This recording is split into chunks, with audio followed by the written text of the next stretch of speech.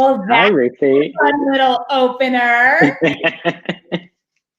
Feels so professional. Thanks to Roberto Araujo, our director of video content. I am Ruthie Fairberg, executive editor of features and branded content at Playbill.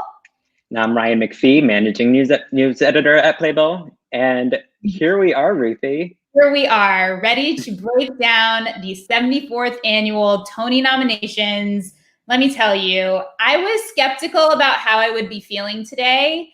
And yet there is something very comforting about having Tony nominations, having our internal process be the same as it always is, being excited when you see the names of the performances that you loved, or the designs that you loved, or the shows that you loved. It was actually like a really awesome morning, afternoon, depending on what time zone you're in. Right. Well, I mean, we don't have a sense of time anymore. Let's be real. But yeah, I mean, it was, I miss being in our little war room with the whole team because we've built such a system for the past few years in how we do this. But it was really neat to see how we all came together via Slack this time and pulled it out. And yeah, go team, go. And here we go. Let's get into the Tony Awards 2020. I mean, first, we just have to shout out Tony Award winner James Monroe Iglehart.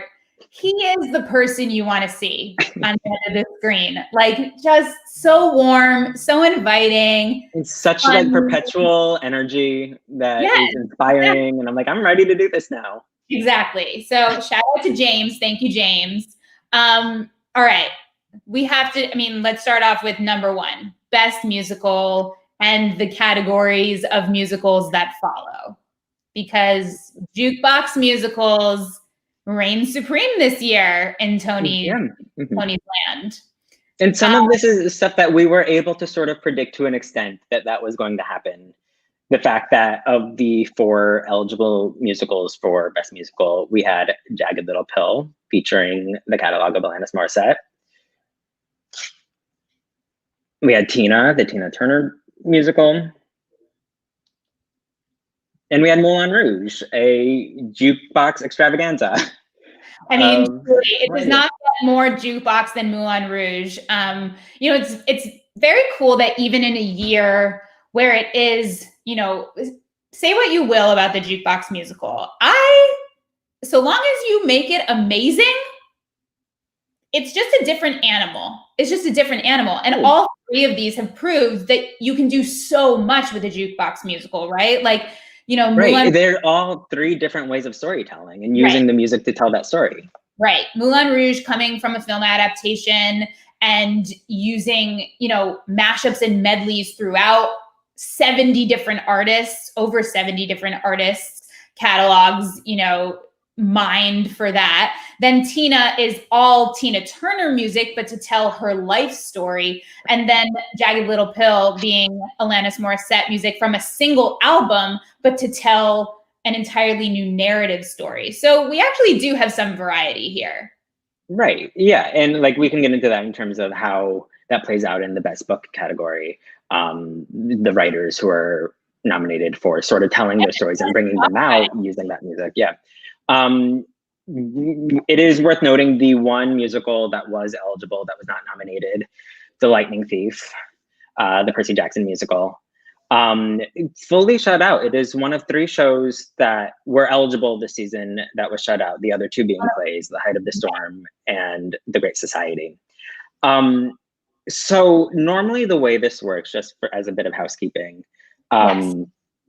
the way it works is if there is like a finite number of shows eligible for the best production categories, like best musical, best revival of a musical, which didn't exist this year, best play, best revival of a play. If there's a certain number that it doesn't exceed, then they can elect to nominate only 3 out of 4, say, or 3 out of 5. Normally for all the other major categories, like the design categories, the performances, if there are 4 eligible people, there will be 4 nominees. It's sort of like you just hit that threshold and those people will be nominated. In a normal year, yes, less than 4 in production categories, but not less than 4 in performance and people categories, as we'll say. Sure, yeah. This year, however, things are different, just given the way that the season is played out, how it's only going through February 19th now. Obviously, not as many shows. There are 18 shows that were eligible. Normally, we have twice as many shows. So I want to make sure I get the language correct, but the administration committee did sort of weigh in on this beforehand. So we kind of knew to look out for this, that it is possible that some musicals that would normally be nominated in categories by default might not appear there. So yeah, so the performance and creative categories are going by that normal production role, how it's only, you can nominate less than the normal amount. And this was, as they said, to ensure broad recognition of excellent work and to protect the integrity of the award. So, which means that at the end of the day, this is a competitive process. So they still have to determine what that window of nomination is based on a smaller pool. Right. You have to clear a threshold. Being there is not enough. And so that ensures the integrity that these are still competitive awards, which they clearly are. I actually, you know, it's interesting, you attend all these shows and we have been so mournful of the shows we haven't gotten, and rightfully so. But you forget what else was there. You know, this was a season where we were expecting 28 eligible productions in these play and musical categories. We only got 18, but 18 is still a significant number. And these categories are still competitive, and it's still, you know, a huge toss-up in a lot of these categories. So let's get into it. So we had Best Musical. 3 out of 4 of the eligible shows were nominated, all Jukebox musicals. The same thing for Best Book of a Musical. And this is fun. All the Best Book of a Musical nominees, this is their first book of a musical. So John Logan won a Tony Award, but for Red, for a play. And then it's Diablo Cody's Broadway debut, and this is Katori Hall's first musical on Broadway. So that's super fun. When we get to score, Best Original Score written for the theater, because it can be a play or of a musical. Not of a musical. Specifically, I feel like it was designed for this moment where we have 0 musicals nominated in the category for the first time in history. Yeah, it is not unheard of for a play to appear in this category. I believe Adam Gettle was nominated last year for To Kill a Mockingbird in this category. And that's far from the first time that that's happened. But this is, you're right, this is the first time that... Right. This is the first time that not a single musical is in that category. The entire category is compiled of scores written for productions of plays. And it is worth noting that, you know, like we said, 28 productions were supposed to open, 18 of them, or were supposed to be eligible. 18 of them were eligible in this abbreviated season. And so with those extra productions, we would have had shows with original scores like Six and Mrs. Doubtfire, Sing Street, Flying Over Sunset, Diana. So we just didn't get that this year. So don't worry, original scores of musicals are alive and well, just not in this Tony season. Then we get to another history-making moment, Best Play. So first of all, an incredible crop here and a lot of first-time nominees. Ryan, I'll let you talk about that, but we have to shout out Slave Play. 12 total nominations, making it the most Tony-nominated play in history. Jeremy O. Harris, it came from off-Broadway at New York Theater. His Broadway debut. His Broadway debut. And we are just so excited for that entire cast, crew, production team, creative design team. Like, that is what a monumental moment, you know, previously held by The Coast of Utopia, which was a 3-part extravaganza. So, you know, a high bar to exceed, but they have done it. They have done it. Left out of the Best Play category was Height of the Storm, Linda Vista, A Christmas Carol, My Name is Lucy Barton, and The Great Society. The Great Society being a little bit of a surprise just because its predecessor won the Tony Award from Robert. Yeah, all the way. All the way. But let's talk about the actual nominees. What are you excited about in this category, aside from Slave Play making history? Well, in addition to Jeremy O. Harris, so many of the people in this category are first-timers in the Broadway scene. We have Best Role for Grand Horizons. We have Matthew Lopez for The Inheritance. And we have Adam Rapp, who's been sort of a darling of the theater scene in such a way for so long, but this being his Broadway debut for The Sound Inside.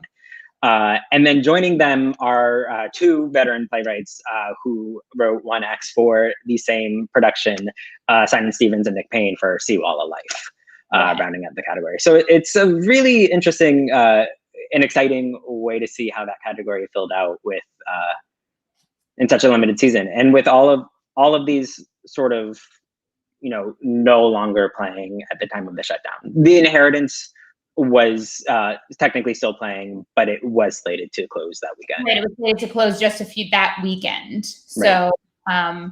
I want to get into my notes here. Okay.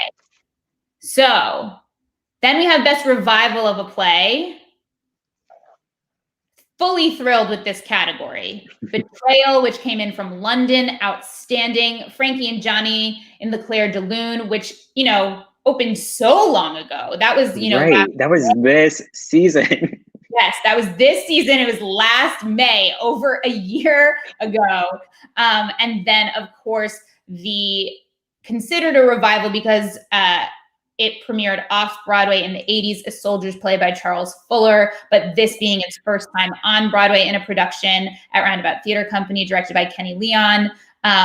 All three of these are phenomenal. I don't know which way it's going to go. Right. And it is worth noting, so now this does mean that Charles Fuller is part of the nomination, correct? I would believe so. Yes. The precedent has been set from the boys. Yes, just last year. Just last year, where the playwright is eligible for the award of revival if the revival, is the first time that the show has been on Broadway because the previous production was off Broadway, what have you. Right. So, Charles Fuller, congratulations. Yeah. Mental.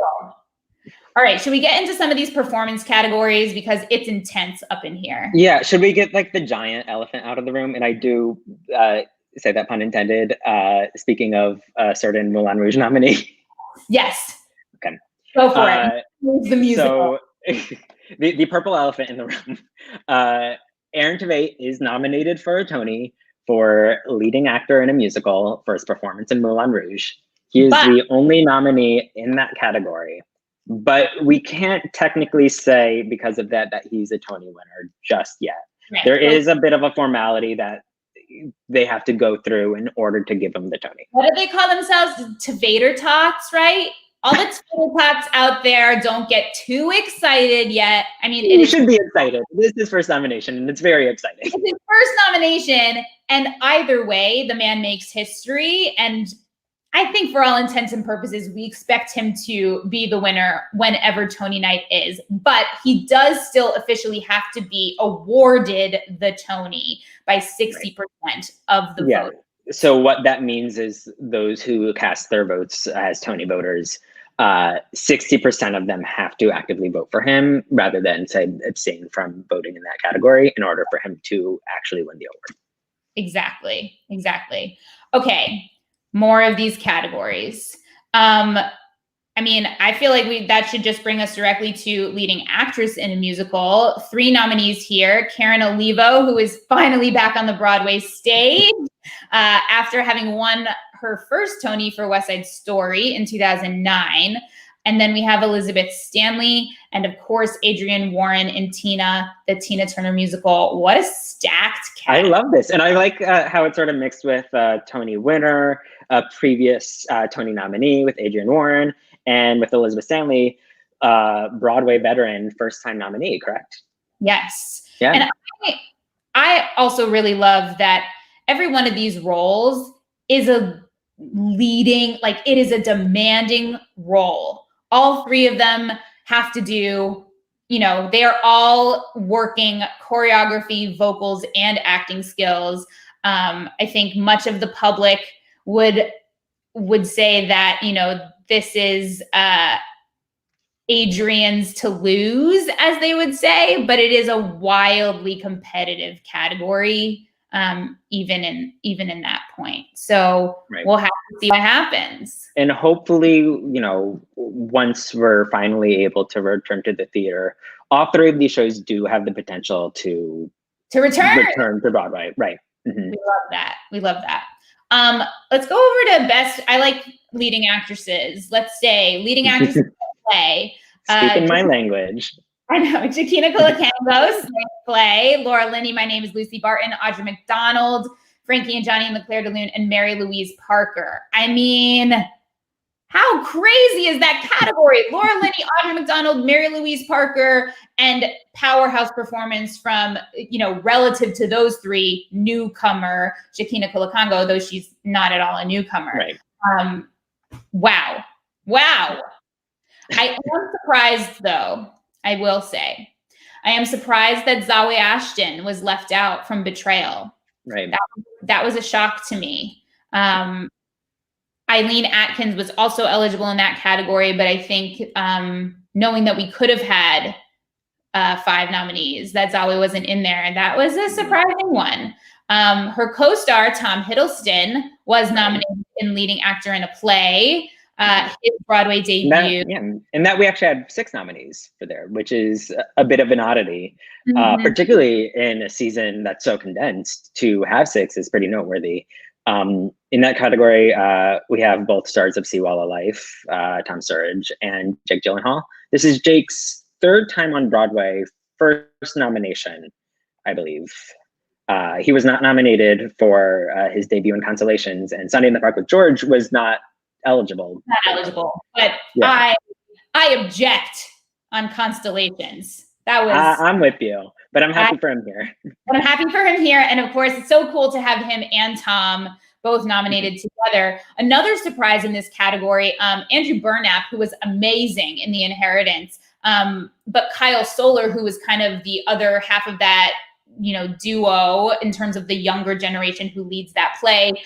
Kyle won the Olivier Award for The Inheritance, and during its original London production, Kyle not included here. So that was a little bit of a surprise, as well as, you know, Brian Cox, who was so hot this year with Succession and everything. You know, him left out from Great Society. But really, I mean, the fact that we had 6 shows that it was a season with an embarrassment of riches. So congratulations to all. Should we talk featured actress in a play? Let's do it. Next category. Hold on, I'm getting there. Okay. We have, again, veterans like Jane Alexander and Lois Smith. And then newcomers, you know, 2 from Slave Play, 1 from Linda Vista. What do you make of this category? I love this category just because we have so many like talking points of things that we had been excited about this season prior to the shutdown. Lois Smith gave like such a heart-wrenching performance and such like a small moment of this 2-part epic, but making such an impact. In Slave Play, that entire ensemble is just stunning, and speaking of making huge impact, Danny Burstein nominated for his 7th time for his featured role in a musical in Moulin Rouge, the musical, alongside his co-star Sartan Gauja. That category has 2 pairs, you know, from the same show, Danny and Saw, and Derek Klena and Sean Allen Krill, both from Jagged Little Pill, plus Daniel Watts from Tina. So that's a really, I mean, Danny Burstein, he is closing in on the record for most Tony-nominated actor. Most Tony-nominated actor is Jason Robards with 8, and Danny has 7 now. So congratulations, Danny. You are closing in. You are closing in. Featured actress in a musical we need to get to. Talk about Jagged Little Pill and 3 nominees from that show here. Yeah, pretty much its entire principal cast got some good news this afternoon. So we have Kathryn Gallagher, Celia Rose Gooding, and Lauren Patton all nominated in this category, with obviously Elizabeth Stanley in lead. All 3 All first time nominees. Everyone in this category, in addition to Robin Herder for Moulin Rouge and Myra Lucretia Taylor for Tina. I need to talk about Robin Herder for a moment because I think it is a momentous thing. You know, we've sort of become more accustomed in these categories where you can have a very small role, very small speaking role, very little time on stage, you know, with Jonathan Groff being nominated for King George and Hamilton, or Diana Rigg being nominated for My Fair Lady, but it is exceedingly rare. Robin Herder does not have many lines in this show at all, and yet that role of Nini is by all means a featured role because that show uses choreography as a device. I think that doesn't always get recognized by the Tony Committee, that dance can be the mode by which you can be a featured actor and not just, you know, in the rest of the ensemble. So regardless of who wins in that category, that nomination, I think is pretty outstanding. Really good news for dancers out there. So I will say that. Any surprises for you in direction of a play or musical? I think this was both really strong categories, but both fairly predictable. And I think so, yeah. Fun that once again in best orchestrations, like we said, like the musicals are really having it out in the orchestrations category rather than the score category. We'll have to see, you know, who did the best. Essentially, it's almost like if you're going to compare it to the Oscars, it's like adaptation, you know, best screenplay adaptation, best original screenplay. That's now a good way of thinking about it, yeah. Versus, you know, versus original score.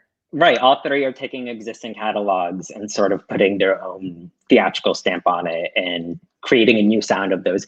I mean, all three do an effective job, but like something like Moulin Rouge is like you're using those songs in a new way with those mashups and different arrangements. Right.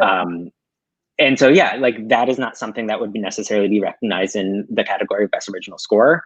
But you're seeing how that work plays out now in orchestrations. And we do have like a specific spotlight on that category now because of that. Exactly. Well, I mean, honestly, a really exciting announcement, a really exciting thing, a lot of first timers. Of course, in the design categories, we have a lot of veterans, a lot of double nominees. We invite you to look at our full breakdown at what's the URL, Ryan? We are at playbill.com/TonyTrends2020. You could read some more insights there and check out the full list of nominees. Exactly. And honestly, it's just so exciting that we were able, in such a strange year, to really celebrate the theater that did happen, celebrate all of the artists who made it, set some records with Slave Play, have some anomalies with Aaron Tveit. We got really close to tying a record. Jagged Little Pill got 15 total nominations, and Hamilton is the most Tony-nominated musical of all time with 16. So that's really, it's all really exciting. Yeah, and it was nice to be excited about something as we worked through this today, because, you know, like we have to recognize the ambivalence of this time right now. We have this excitement, we have the Tony Awards to look forward to, but of course not forgetting that they're against the backdrop of a season and an industry entirely shut down. It's something that, you know, we're thinking about constantly. I hope to see that recognized through this Tony season leading up to the ceremony. We've heard from some of the nominees. You can check that out on Playbill on our homepage. A lot of them are using this opportunity to add this platform that they're now given as a Tony nominee to emphasize these calls to action that are so crucial right now for our industry, for our community. And we have sort of our own ideas of like some of those resources to look at. So keep an eye on that because we definitely want to make sure that programs like Be an Arts Hero are just as much in the spotlight right now. I was going to say, if you are a person who tuned into the Tony nominations, if you are a person watching this right now, that means you love theater and you love the arts, and they're in danger right now. And while we celebrate this, if you are excited to celebrate this, if you want more future moments to celebrate, you must support the arts.